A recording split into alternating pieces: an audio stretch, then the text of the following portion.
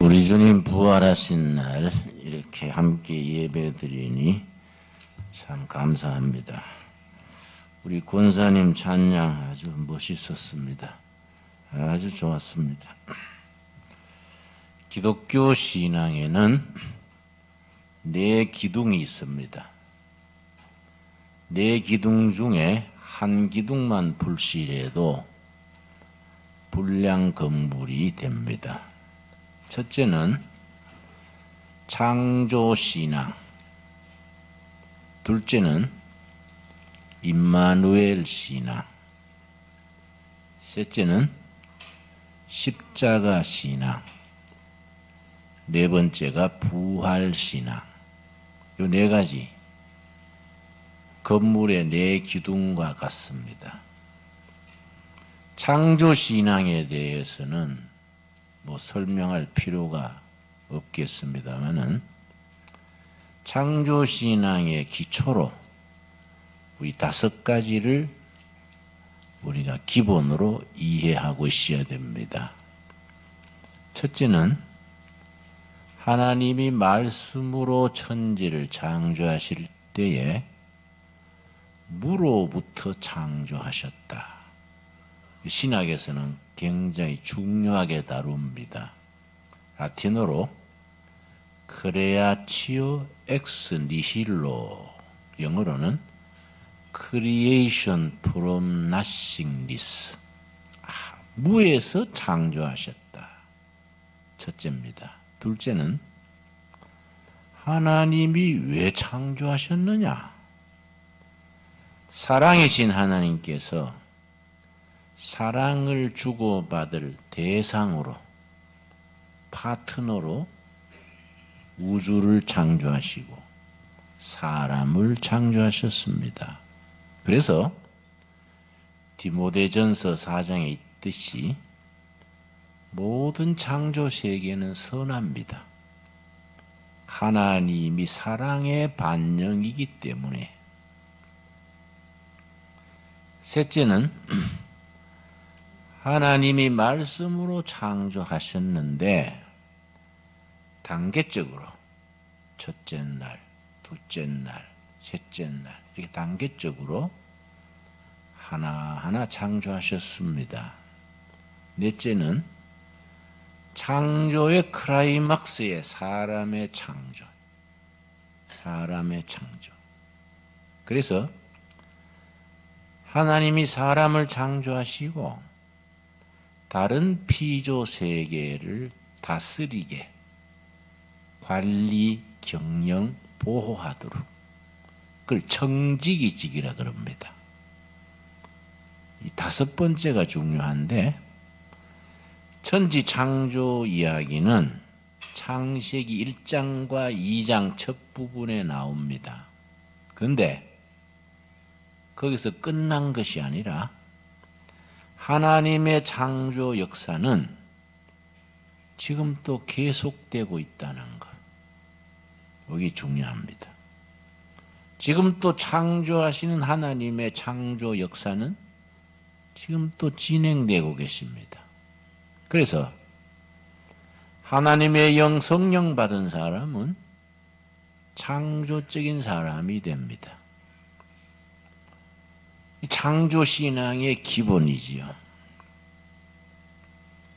두 번째 신앙은 임마누엘 신앙. 하나님이 우리와 함께 하신다. 그래서 구약에서는 출애굽 이후 40년간 낮에는 구름 기둥으로 밤에는 불 기둥으로 함께 하신 하나님께서 지금은 은혜의 구름기둥, 성령의 불기둥으로 우리를 인도하신다. 임마누엘 신앙이 참 중요합니다. 하나님이 내 가정, 내 일터, 우리 교회와 함께 하신다. 이 신앙이 참 중요합니다. 세 번째는 십자가 신앙. 이번 주에 우리가 고난주간을 보냈습니다. 고난주간의 중심에 십자가가 있지요. 고난의 십자가 끝나서 부활주일이 나옵니다. 이게 부활신앙. 그래서 십자가 신앙과 부활 신앙이 딱 연결이 되어 있는 것이 십자가의 고난의 끝이 부활의 영광입니다. 그런데 우리 목회자들이 교인들을 잘못 가르치고 잘못 이끌면 자꾸 부활의 영광만 강조하고 십자가의 고난을 우리가 소홀히 하게 됩니다. 그래서 우리 목사들이 신학교 들어갈 때는 순수하고 정말 이름 없이 빛 없이 섬기겠다고 들어가는데 목사대가 10년, 20년 지나면서 변질이 돼요. 왜 그러냐? 교인들이 자꾸 대접을 하니까. 사실은 예수님 때문에 대접하는데 예수님보다 자기가 대접받아 버리면 자기 정신 상태가 변질되는 거지요. 교인들한테 굴림하는 겁니다. 왜 그러냐? 십자가의 밤을 거치지 아니하고 부활의 영광만 누리려는 거지요. 그건 우리 신앙이 불실 건물과 같이 건물이 뒤틀어진 건물이 되지요. 우리가 부활주의를 맞으면서 부활신앙을 마음에 새기면서 우리 기독교 신앙의 내 기둥, 이 균형 있게 성경적으로 우리 마음에 탁 새겨져야 합니다. 첫째는 무슨 신앙이라고요? 창조신앙. 둘째, 임마누엘 신앙. 세 번째, 십자가 신앙. 네 번째, 부활 신앙. 근데 이 부활 신앙을 가진다는 것 자체가 은총입니다. 왜냐? 사람의 머리로 합리적인 생각으로는 부활 신앙을 믿을 수가 없어요. 그래서 고린도전서 15장이 부활장이라 하는데 벌써 초대교회 때에 교회 안에서 부활신앙을 부인하는 그런 역사가 있은 거예요. 그래서 고린도전서 15장에 나오지요. 너희 중에 부활이 없다 하는 자들이 있다. 초대교회 교회 나오면서 부활이 없다고 얘기하는 거지요. 그때부터 그런 부활신앙을 부인하는 무리들이 있었습니다. 초대교회에서부터 쭉 부활신앙에 대한 삐뚤어진 이해들이 여러 사건이 있었는데 첫 번째는 기절설이에요. 기절설. 예수님이 십자가에서 잠시 기절해 있었다. 기절해 있는 예수님을 내려서 무덤의 굴에 안치했는데 사흘 만에 깨난 거이다. 이걸 기절설 그래요. 두 번째는 도적설. 예수님의 제자들이 로마 구인 파수병들을 매수해서 돈을 주고 예수님의 시체를 훔쳤다는 거예요. 훔쳐서 딴 데다가 시체를 모셔놓고 부활하셨다. 빈 무덤을 보여주고 도적설 그래요. 세 번째는 이게 아주 신학적으로 상당히 복잡한 이론인데 이걸 도케티즘 그래서 초대교회에서 유명했던 논쟁입니다. 가현설 그래요. 가현설. 실제 하나님이 어떻게 죽느냐? 어떻게 하나님이 죽을 수 없잖냐? 그래서 십자가에 죽었다는 것은 이거는 일시적인 실제는 죽은 게 아니다. 그거는 가짜로 죽은 걸로 나타난 것이다. 생각해봐라. 하나님이 어떻게 죽느냐? 그러니까 가짜로 그런 게 나타난 것이다. 그걸 도케티즘 그래요. 우리 생각에는 뭐 그런 신앙을 가지나 싶은데 초대교회 때 굉장히 그것이 논란이 많았습니다. 네 번째는 무슨 이론이냐 하면 의미설, 의미. 실제 예수님이 십자가에 죽었던 역사적 사실이 중요한 게 아니다. 실제는 예수님이 십자가에 죽고 부활하지 않았을 수도 있다. 중요한 것은 부활신앙이 가지는 의미가 중요하다. 의미. 어떤 의미냐? 기독교 신앙은 절망에서 희망을 주고 죽은 자가 다시 부활하는 그런 새로운 시작. 이게 부활의 의미다. 그 이제 상징설, 의미설 그렇게 말합니다. 초대교회 때부터 부활에 대해서 그런 논란이 많았습니다. 그런데 초대교회에서 세대를 거치면서 이에 대한 신학적인 논쟁이 활발하게 일어나서 삼위일체 신앙, 십자가 신앙, 부활 신앙이 바른 신앙으로 자리를 잡은 거지요. 근데 초대교회 때부터 부활에 대해서 논란이 많고 엉터리다 그러고 그랬으니까 지금 또 거기에 대해서 확실하지 않는 주장을 하는 분들이 있습니다. 저 요한복음 11장에 보면은 베다니에 삼남매가 살았습니다. 부모님들은 일찍 돌아가신 것 같아요. 오빠는 나사로, 큰 언니 둘째 딸이 마르다, 막내이가 마리아. 그 일남 이녀 삼남매가 살았는데 그 베다니 마을에 예수님이 그 삼남매하고 아주 가족처럼 지내신 것 같아요. 그런데 예수님이 다른 데서 사역하시는 동안에 그 오빠 그 나사로가 병들어 죽었습니다. 그래서 나중에 예수님이 베다니에 오시니까 여동생 둘이 오빠 생각하면서 예수님 붙들고 울은 거예요.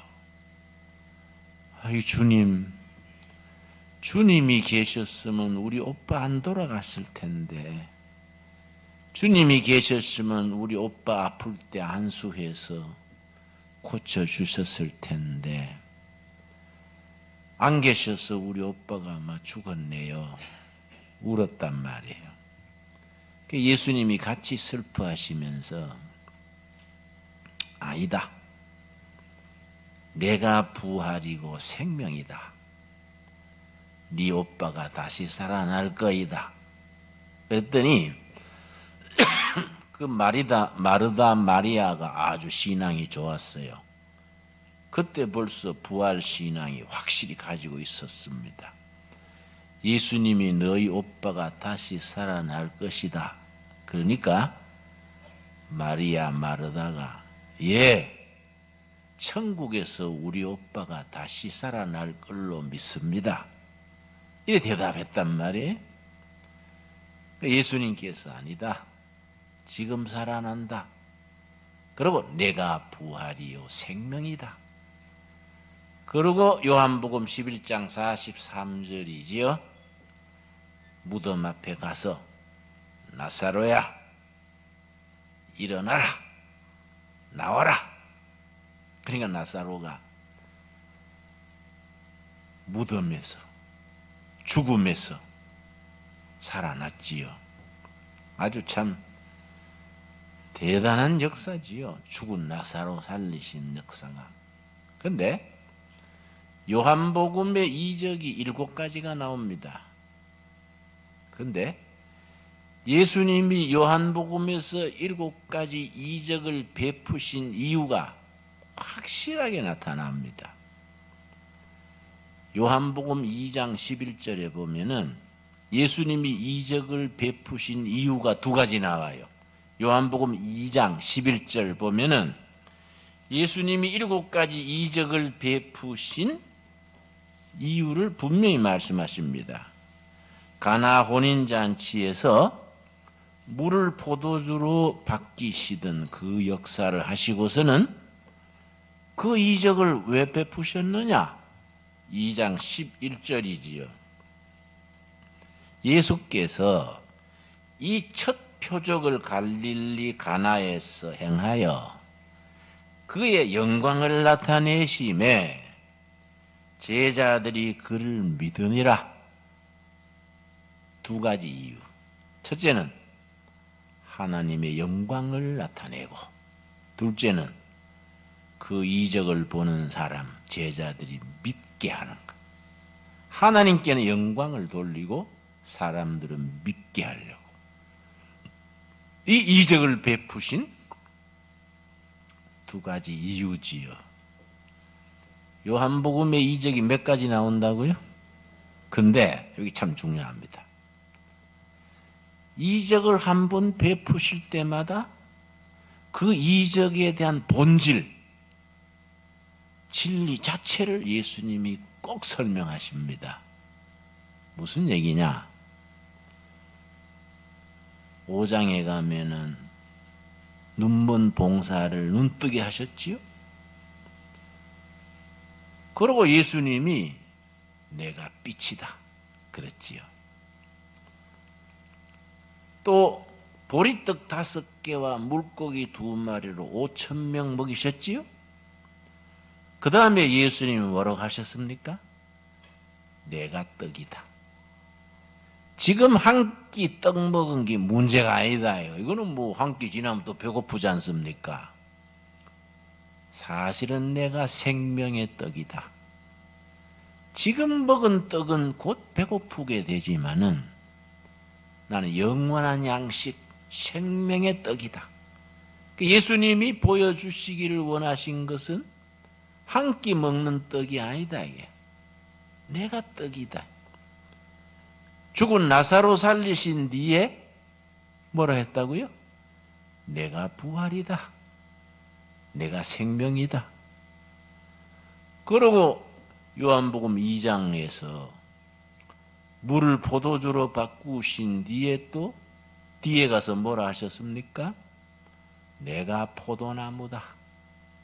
포도나무에서 포도주가 나오니까. 이걸 이제 성서신학에서는 중요하게 다루는데, 내가 빛이다. 내가 부활이다. 내가 떡이다. 내가 누구다. 이게 이제 헬라어 성경에 에고 에이미요. 에고 에이미. 영어로 I am. 에고는 I, 나가, 내가. 에이미 is I am. 내가 떡이다. 내가 생명이다. 내가 부활이다. 그걸 예수님이 나타내시는 거예요. 그래서 죽은 나사로를 살리시고 나서 나사로는 그 뒤에 죽었지 않습니까? 그때 살았다고 나사로가 지금까지 살아있는가? 아니다 이 말이지요. 뭐 몇십 년, 몇 년 뒤에 죽었지요. 예수님이 우리에게 가르쳐 주시는 교훈, 말씀 자체는 내가 부활이다. 내가 부활. 이 부활신앙의 핵심이지요. 근데 성경 전체 중에서 고린도전서 15장을 부활장이라 하는데, 사도 바울이 고린도 교회에 편지를 세 통을 썼습니다. 첫 번째 편지가 고린도전서, 두 번째 편지가 고린도후서, 세 번째 편지는 사라져버려요. 기록만 있고 없어졌어요. 그런데 고린도전서, 고린도후서가 왜 나왔느냐? 고린도 교회가 골치 아픈 교회예요. 말이 많고 다툼이 있고 시끄럽고. 그래서 사도 바울이 예수는 그래 믿는 게 아니다, 목회자의 심정으로 편지를 길게 써보낸 거예요. 왜 너희 중에 분파가 있고 뭐 아볼로파, 바울파, 무슨 파가 있고 왜 이러냐? 그 고린도 교회가 시끄러운 것에 대한 목회적 처방으로 서보낸 것이 고린도전서 후서지요. 그래서 사람이 교회나 사람이나 쓰임 받는 것도 여러 가지인데 고린도 교회는 시끄러워서 쓰임 받은 겁니다. 거기에 대한 사도 바울의 편지를 보냈기 때문에 그걸로 귀한 자료가 남은 거지요.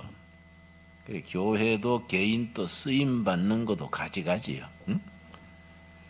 근데 고린도 교회가 부활에 대해서 이러쿵저러쿵 믿네 못 믿네 뭐 나 딴 거는 다 믿겠는데 부활 그거는 좀 곤란하지 않냐, 죽었다가 어떻게 사냐, 이래서 하니까 거기에서 사도 바울이 논리적으로 체계적으로 차근차근 부활 신앙을 일러주는 겁니다. 그래서 고린도전서 15장을 부활장이라고 이름 붙게 된 겁니다. 15장 1절. 그래서 내가 이번 주간에 고린도전서 15장을 몇 번 읽었어요. 왜냐? 부활에 대해서는 기본이니까, 기본. 고린도전서 15장 1절 말씀. 형제들아. 이때 형제들아는 그 단어 자체는 동지들아, 믿음의 동지들아, 막 이런 표현을 담고 있습니다. 형제들아, 내가 너희에게 전한 복음을 너희에게 알게 하노니, 바울이 고린도 교회 교인들한테 전했는 복음, 이는 너희가 받은 것이요 또 그 가운데 선 것이라. 고린도 교회 교인들이 바울로부터 받아서 그 믿음 위에 두 발을 딛고 서 있는 복음의 기본이지요. 2절. 너희가 만일 내가 전한 그 말을 굳게 지키고 헛되이 믿지 아니하였으면 그로 말미암아 구원을 받으리라. 구원에 이르게 하는 참 복음. 왜냐면 믿음에는 너무 막 혼선이 많아요. 나중에 가면요, 뭐 평신도들은 신학적 기준이 약해서 뭐 어떤 게 진짜인지 헷갈려 버린다고요. 그러니까 뭐 사입이다 이다이라는 것이 뭐 특별하게 나타나면 아는데 꼭 같아요. 꼭 같은데 끝에 가서 살짝 다른 거예요. 그래서 사람들이 분별을 못하는 겁니다. 95%가 같거든요. 그런데 끝에 5%가 다른데 이걸 구분을 못하는 거지요. 그러니까 사도 바울이 강조하는 거예요. 너희가 나에게서 받아서 그 위에 서 있는 복음, 그는 너희를 구원함에 이르는 복음이다. 그러고선 3절, 4절에 복음의 골자를 말아주는 겁니다. 엑기스지요. 그 복음의 엑기스. 고린도전서 15장 3절, 4절이 중요합니다. 3절. 내가 받은 것을 먼저 너희에게 전하였노니, 성경대로, 이 말이 중요하지요. 성경대로. 이때 성경은 신약일까요? 구약일까요? 이때는 신약이 안 나왔으니까 당연히 구약이지요. 그러니까 부활신앙이 하루아침에 하늘에서 뚝 떨어진 게 아니다 이거야. 모세 때 시편의 예언자들 선배들이 수백 년 수천 년간 예언하고 가르치고 보여준 대로 나타난 거다. 성경 말씀대로. 그 다음 뭡니까? 그리스도께서 우리 죄를 위하여 죽으시고, 핵심이죠. 구약 성경에 일러준 대로 그리스도 메시아가 우리 죄를 위해 죽으시고, 성경에 있지 않냐 이거지요. 성경이 어디에 있느냐? 가장 대표가 이사야서 53장 5절 6절이죠. 우리 한번 찾아보겠습니다. 이사야서 53장 5절 6절. 이사야서 53장에 있는 대로 이사야서만 있는 게 아니라 창세기, 시편, 아모스, 하박국 고루고루 있지요. 그 중에 대표가 이사야 53장 5절 6절. 그래서 이사야서 53장을 구약의 복음장이라 그래요. 구약의 복음장. 이사야서 53장이 굉장히 중요합니다. 그래서 이사야서 53장 같은 본문은 1절부터 9절까지 암송해 버릴 필요가 있어요. 아주 중요합니다. 구약의 복음의 엑기스를 구약에서 이사야서 53장에 딱 간추려서 적어 놓은 겁니다. 그 중에 5절. 그가 찔림은, 십자가의 찔림은 우리의 허물 때문이요. 그가 상함은 우리의 죄악 때문이라. 그가 징계를 받음으로 우리는 평화를 누리고 그가 채찍에 맞음으로 우리는 나음을 받았도다. 아멘 하십니까? 몸과 마음, 가정과 심령에 병들고 지치고 힘든 분들 많지 않습니까? 예수님이 채찍 맞으시고 십자가에 죽으심으로 이미 우리가 회복됐다. 이미 나음을 입었도다. 아멘이 됩니까? 글쎄 아무렇지도 않은데 말씀에 그래도 나는 싱숭생숭해. 아무렇지도 않아. 그러니까 믿음이 앞서는 거예요. 나음을 입었도다. 믿습니다.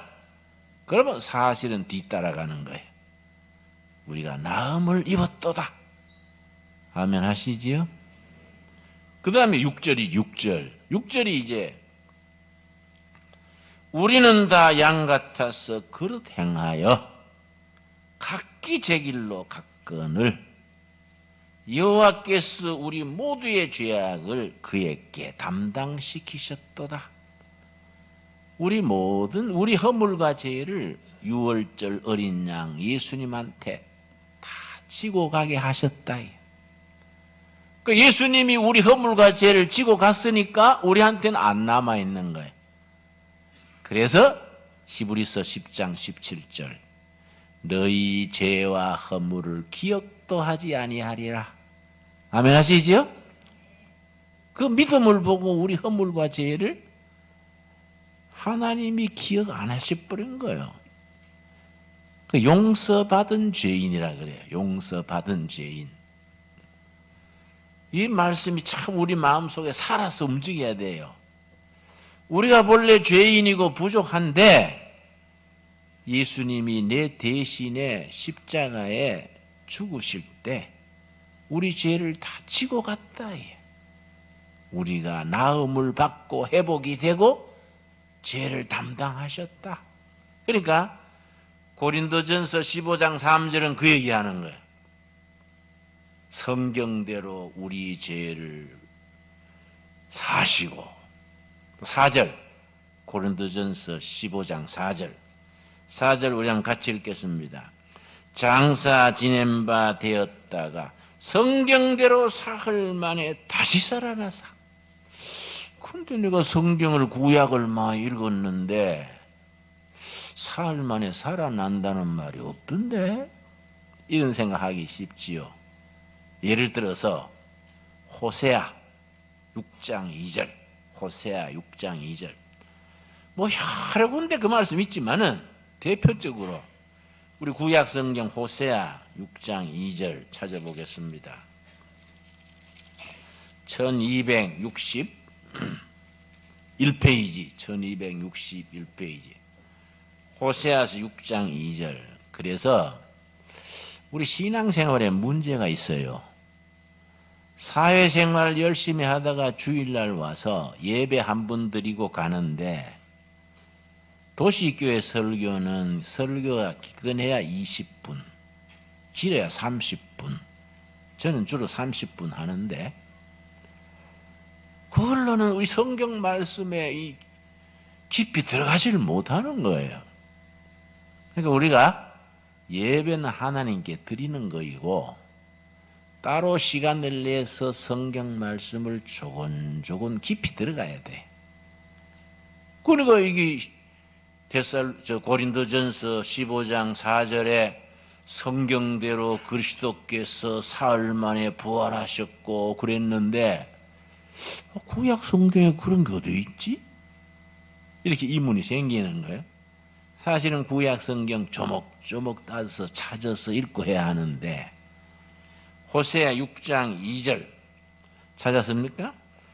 여호와께서 이틀 후에 우리를 살리시며, 그 다음 같이 읽겠습니다. 셋째 날에 우리를 일으키시리니 우리가 그의 앞에서 살리라. 그래서 제3일의 신앙. 첫째 날, 둘째 날은 고난의 때요. 제3일은 승리의 날이다. 첫째 날, 둘째 날은 십자가의 밤이고 제3일 부활의 아침이다.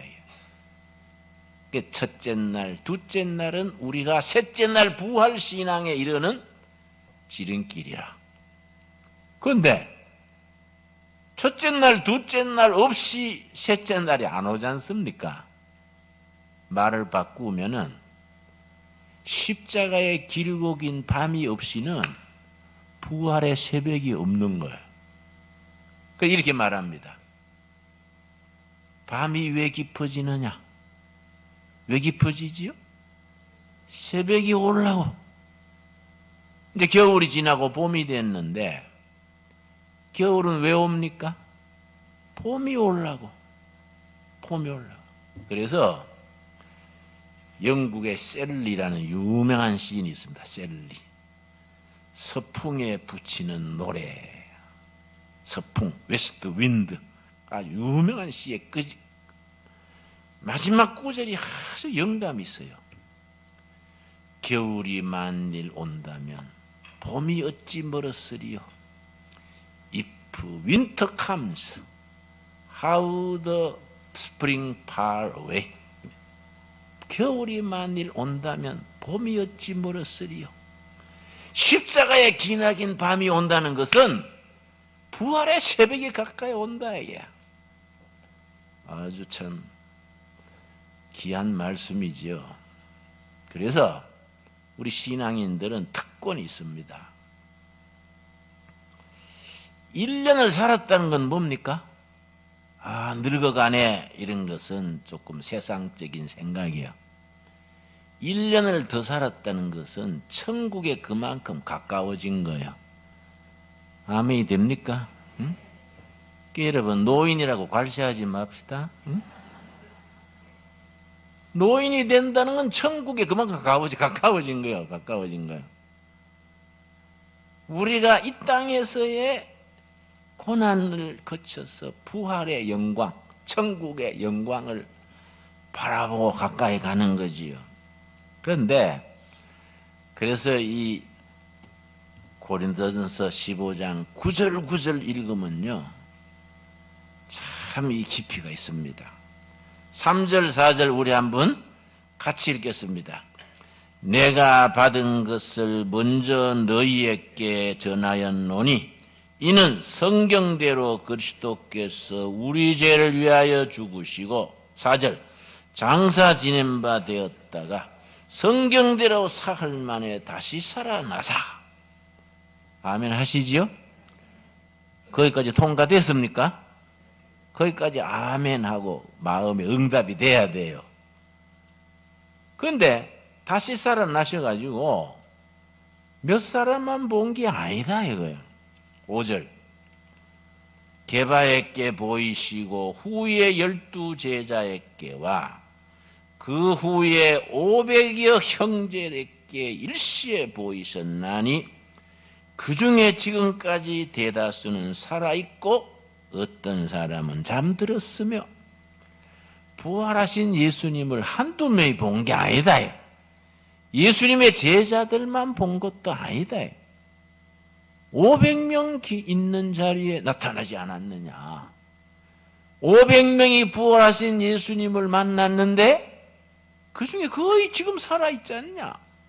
고린도전서 쓸 그 당시에 부활하신 예수님을 만난 사람들이 500명이 있는데 그 중에 죽은 사람보다 살아있는 사람이 더 많지 않냐. 이렇게 이제 논증을 하는 거예요. 참 이래서 구절 읽어 나가면은 참 은혜가 깊습니다. 그래서 아담은 죽음의 조상, 예수님은 부활의 조상. 아담 때문에 모든 사람이 죽었다. 예수님 때문에 모든 사람이 부활했다. 그런데 부활이 없다 하는 너희들은 어떻게 되는 거냐? 부활이 없다면 우리는 천지에 불쌍한 사람 아닌가? 우리는 그러면 부활이 없다 그러면 우리는 거짓말쟁이 아니냐? 우리가 엉뚱한 걸 믿는 거이고 부활이 없는데 부활신앙 붙들고 사자굴도 들어가고 화형도 다 하고 천지에 우리가 거짓말쟁이고 불쌍한 사람 아니냐? 쭉 설명하는 겁니다. 뒤편에 가서 35절 15장 여러분 이번 주간에 고린도전서 15장을 쭉 집에 가서 몇 번 읽읍시다. 예. 이런 부분은요. 이사야서 53장 고린도전서 15장 이런 부분은 읽고 또 읽고 아주 막 마음에 탁 새겨야 돼요. 35절 누가 묻기를 죽은 자들이 어떻게 다시 살아나며 어떠한 몸으로 오느냐 하리니 죽은 사람들이 어떻게 살아나고 죽은 사람이 어떻게 살아나게 되냐. 고린도 교회 말이 많은 거지요. 사도 바울이 뭐라고 설명하느냐. 36절 어리석은 자여 너가 뿌리는 씨가 죽지 않으면 살아나지 못하겠고 또 너가 뿌리는 것은 장래 형체를 뿌리는 것이 아니요 다만 밀이나 다른 것의 알맹이 뿐이로되. 자, 생각해봐라. 콩을 심잖냐, 땅에 콩을. 땅에 콩을 심었는데 콩이 나냐? 콩은 죽고 콩풀이 난다, 이게. 밀을 심었는데 밀이 나냐? 밀은 땅에서 죽고 밀풀이 난다, 이게. 마찬가지다, 이거지. 응? 내가 장로회 신학대학 다닐 때에 우리 클래스에 다리 소아마비로 저는 장애자가 있었어요. 그 친구가 수업 시간에 얘기하다가 나는 어려서부터 소아마비 장애자가 돼서 평생 고생하고 왕따 당하고 하는데 천국에 가서도 장애자 같으면 난 안 간다 이러더라고요. 그러니까 장애자로서 천국 가는 게 아니다. 이게. 콩을 땅에 심었는데 콩이 나냐? 콩은 죽는다. 이게. 그래서 콩풀이 난다. 이게. 그런 식이지요. 호박을 심었는데 호박이 나냐? 호박풀이 나지 않냐? 그러니까 영적인 변화, 영적인 세계는 하나님의 섭리를 따라 다 변화무쌍한 거예요. 그러니까 우리가 고린도전서 15장 이런 말씀을 깊이 읽으면서 부활신앙에 확실하게 서야 되지요. 아주 잘 박힌 모처럼 부활신앙이 확실하게 틀을 잡아서 예수님은 첫째 부활, 우리는 다 뒤따라서 부활신앙을 이어가는 부활의 동지들이지요. 여러분, 2016년 부활절에 우리 부활신앙을 다시 확인하고 부활하신 예수님을 인격으로 만나고 그 주님을 새롭게 모시는 축복의 날이 될 수 있기를 바랍니다. 그 신앙생활에 그런 본질적인 문제가 가슴에 딱 해결이 되면은 나머지야 뭐 이래도 좋고 저래도 좋고 그렇지요? 신앙은 그런 진리의 핵심, 본질을 딱 잡고 나가는 거예요. 본질을 잡고. 근데 요즘은 신앙생활이 뭐 그렇게 복잡하고 꼬이고, 응? 신앙생활하기 어려워요. 예수는 한 번 믿으면 졸업이 없지 않습니까? 이건 평생 가는데, 이게 중간에 그만둘 수도 없고, 계속 하자니 힘들고, 또 교회에서 또 원치도 안 했는데 장로 권사 시켜가지고, 뭐, 권사 됐다고 월급 나오는 것도 아닌데, 힘든다, 이게. 그러나, 그런 거는 우리가 예수님을 섬기고 교회를 섬기는 방편이지요. 중요한 것은, 아까 제 기독교 신앙의 네 기둥. 첫째 뭐라고요? 창조신앙. 둘째, 임마누엘 신앙. 셋째, 십자가 신앙. 네 번째, 부활신앙. 부활신앙으로 말씀 안에 탁 뿌리를 내리고 성령의 열매 맺는 귀한 성도들이 될 수 있기를 바랍니다. 기도하겠습니다.